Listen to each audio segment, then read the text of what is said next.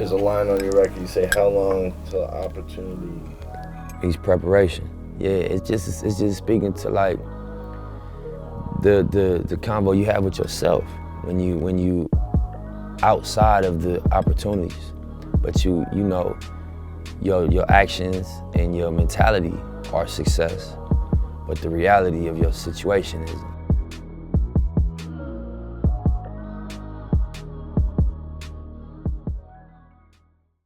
As a 5'9" point guard who was picked last in the 2011 NBA draft, the odds weren't exactly in Isaiah Thomas's favor to make it in the league. But anyone who had been following IT's journey from Tacoma, Washington, knew that the explosive and crafty guard wasn't the type to be counted out. Something he proved when his elite scoring touch took him from a rookie at the end of the bench to a fan favorite in Sacramento. By his third year, Thomas had established himself as one of the best under 6 foot scorers the game had seen, becoming only the 5th player at his size to average over 20 points per game for a season in league history. At the age of 25, Isaiah would be part of a sign and trade deal to a potential contender in Phoenix. But late that same season, the Suns would announce that he had once again been traded. Only this time, it was to the East Coast. I was caught off guard with that trade mid-season because we was in the playoff race. Like 5 minutes later, agent calls, he's like, you about to get traded to Boston. I'm like, I'm already thinking they just traded Rondo, so they rebuilding. Like, this would be my first time even possibly making the playoffs if I stay with Phoenix.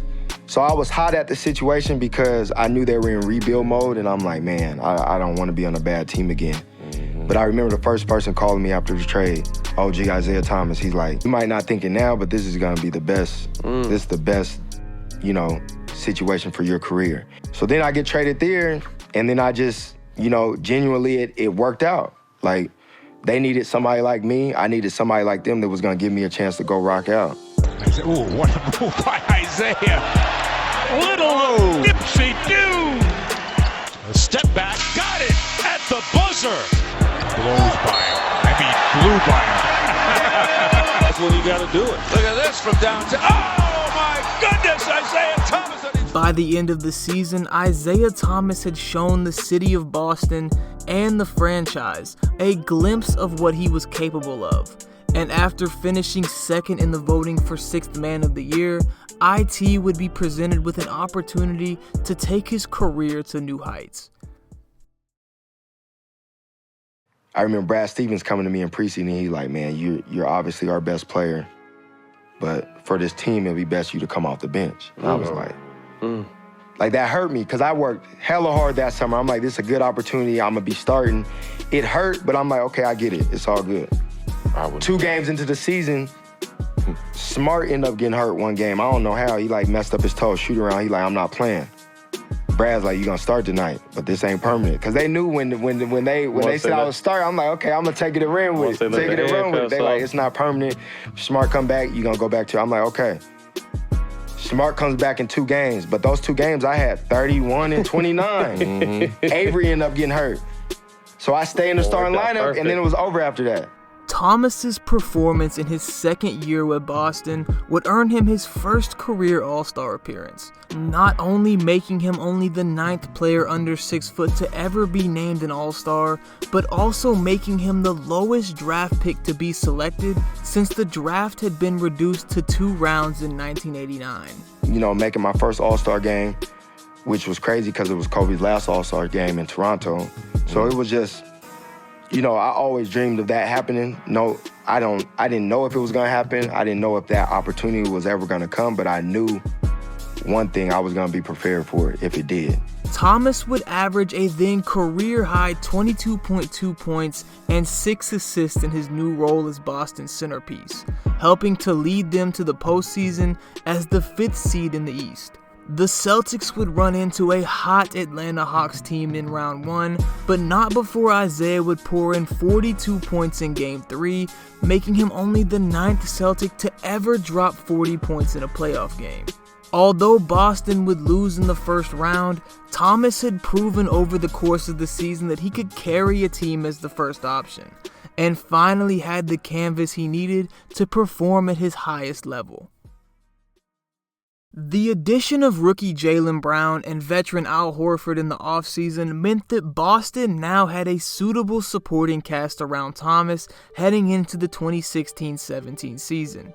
Just 1 year after coming off the bench, the opportunity was now on the table for IT to help lead the franchise back to the top of the East. My thing about this season was just to make the right play. Be aggressive at all times. I remember you telling me years ago, be aggressive to score every time down. That's going to open up your passing lanes for assists. So my mindset this year is just every time down, I'm looking to score and then making a play off what the defense gives me.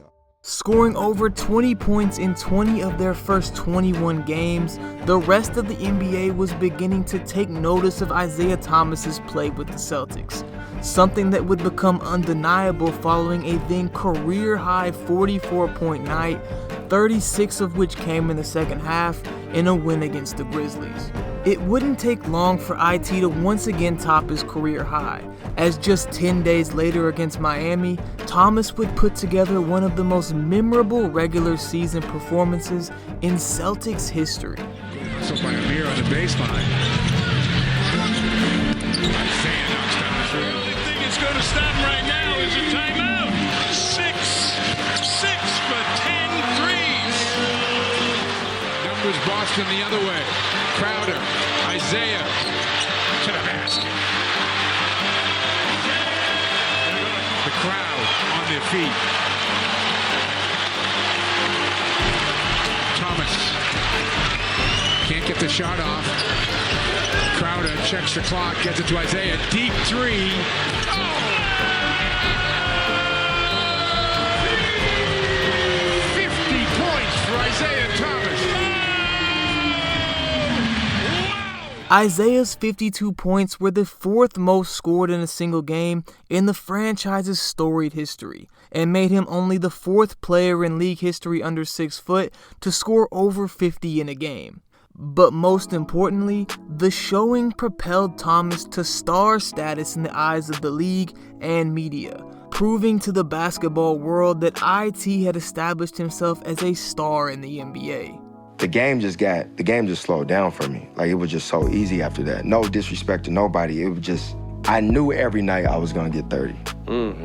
Just because I had the opportunity and I prepared for it. Like, I knew where my shots was coming from. I knew all of that, and I prepared. Like I said, I prepared for those moments. I always dreamed about being the man, being on one of the best teams in the NBA, and having that opportunity. As the new year rolled around, Thomas would lead the entire NBA in scoring for the month of January, dropping 32.9 points per night and winning the Eastern Conference Player of the Month. Simultaneously, the Celtics had been able to earn the first place spot in their division, led by a franchise record streak of 43 consecutive games of at least 20 points by Isaiah. Despite being undersized, IT had been able to dominate defenses all season long, using his explosiveness to create separation on the perimeter and finishing ridiculous shots around the rim to leave opposing teams helpless. Earning his second consecutive All-Star appearance and being voted to the All-NBA second team, Thomas would average 28.9 points and 6 assists per game in 2017, leading the Celtics to the #1 seed in the East. This display actually earned him some MVP consideration, and he would finish 5th in the voting for the league's most prestigious individual award, making him the only 5'9" player to ever be considered that highly. With big expectations on Isaiah and Boston heading into the postseason, the Celtics seemed primed for a deep playoff run. But prior to the first round against Chicago, tragedy would strike. Tragic news affecting Boston Celtics star Isaiah Thomas. His sister was killed in a one-car accident early Saturday morning, according to Washington State Police. China Thomas died.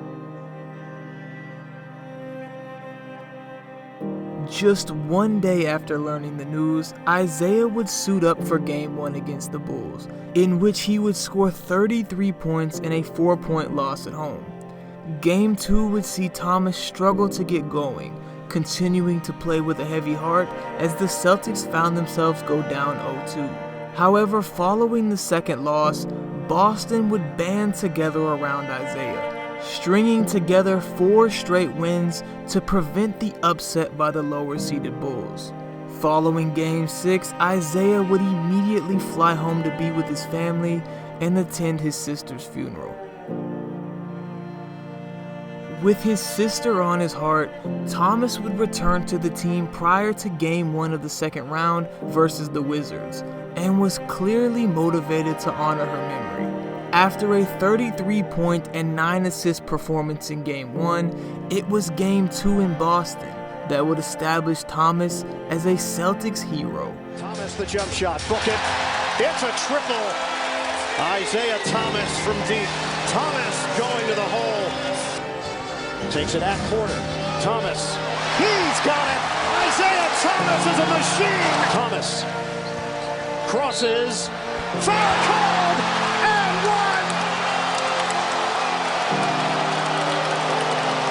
Caps off a remarkable night for Isaiah Thomas.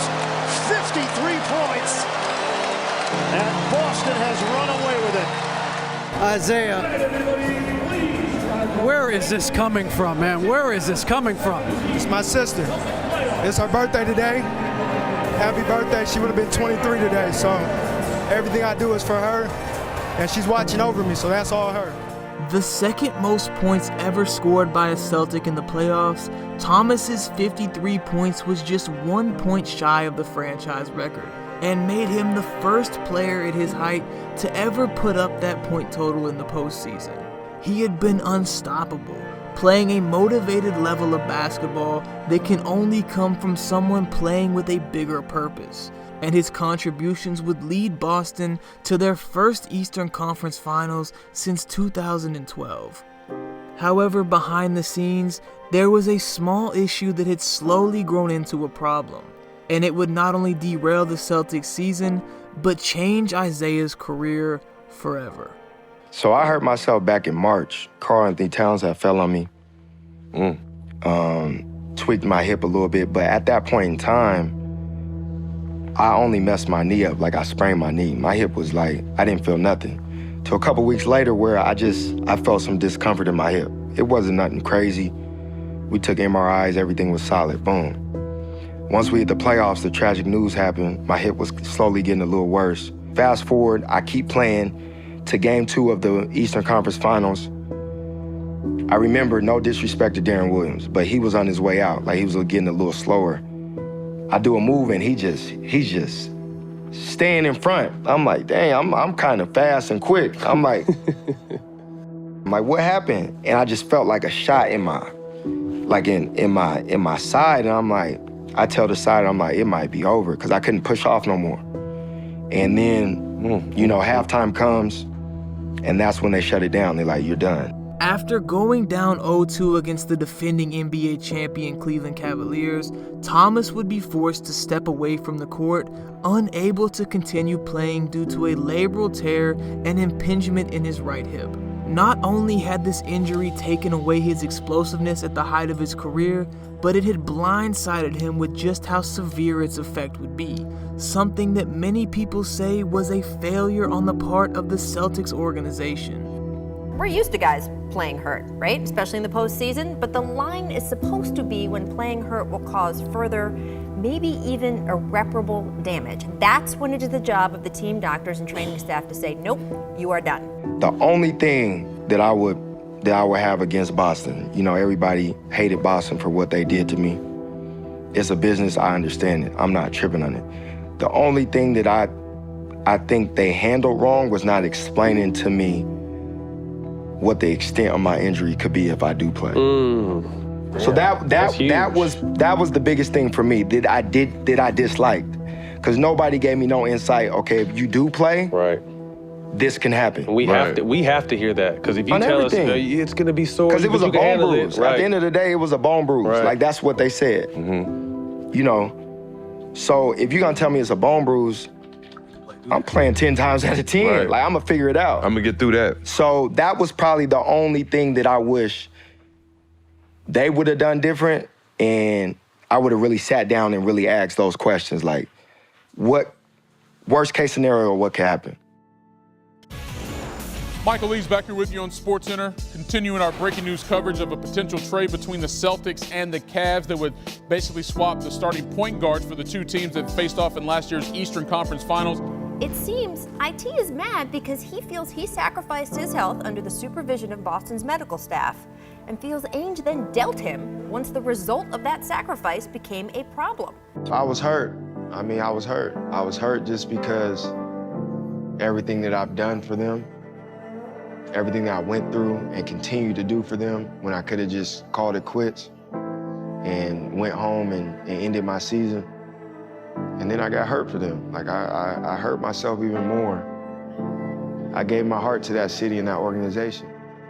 In the years since the trade, Isaiah Thomas's career has never been the same. Whether it was the difficult recovery process following the injury, or simply a franchise refusing to give Thomas the freedom to be himself on the court, the mental lows that IT has had to overcome in this journey are enough to make a man quit. But instead of giving up, Isaiah has done quite the opposite. In the summer of 2020, he had a revolutionary surgery in an attempt to fully recover from his injury. And after a legendary run of viral Pro-Am and G League performances, was finally given a shot with the young and exciting Charlotte Hornets in 2022. You know, I've been preparing for these moments. I've been working for these moments to, you know, just to get back in, you know, get both feet back in the league. So honestly, I'm just thankful. I'm appreciative of the opportunity. While it wasn't the same IT that fans fell in love with in Boston, Thomas was still a valuable piece off the bench and in the locker room for the Hornets' playoff push, providing a spark when he came into games and proving to be a great mentor for a young LaMelo Ball. The story of Isaiah Thomas's time in Boston may be one of the most unlikely in NBA history. The idea that a historic franchise like the Celtics would hand the keys to their team over to a 5'9" point guard who would then break multiple records and lead the team to the Eastern Conference Finals is a script that maybe even Hollywood would turn away. But the reality is, in just 3 years, Thomas was able to become a fan favorite in the city of Boston, establishing himself as one of the game's elite scorers. He played through heartbreak and injury, inspiring everyone who was willing to watch the former last pick in the draft make a name for himself in the sport he loves. And while his run with the Celtics may have ended in controversy and unanswered questions, the journey itself is something worth remembering. The time the smallest man on the court put a franchise on his back and captured the hearts of an entire city.